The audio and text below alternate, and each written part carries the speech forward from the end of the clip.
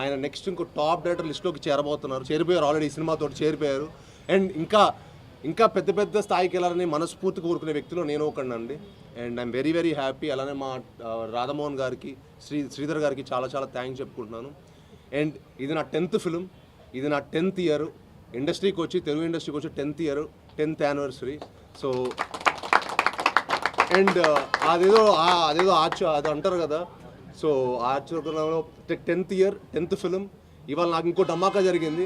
నా మొదటి సినిమాకి తెలంగాణ గవర్నమెంట్ గారి దగ్గర నుంచి నాకు అల్లుడు సీను గద్దార్ అవార్డులోకి వెళ్ళటం, అది ఇంకా చాలా ఆనందంగా వచ్చింది అనమాట. సో మా ఫాదర్కి బెస్ట్ ఫిల్మ్ అవార్డు వచ్చింది.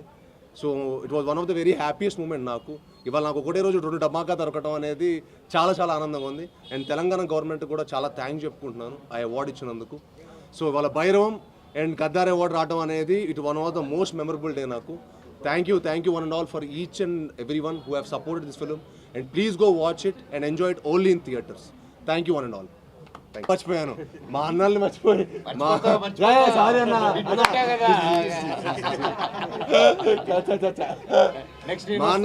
అసలు మా అన్న లేకపోతే సినిమానే లేదు. భైరవాన్ సినిమాని మేము చేసేవాళ్ళమే కాదు, మా అన్నలే సినిమాకి కారణం. అండ్ అన్న వాళ్ళతో పనిచేయడం నిజంగా మనోజ్ అన్న కానీ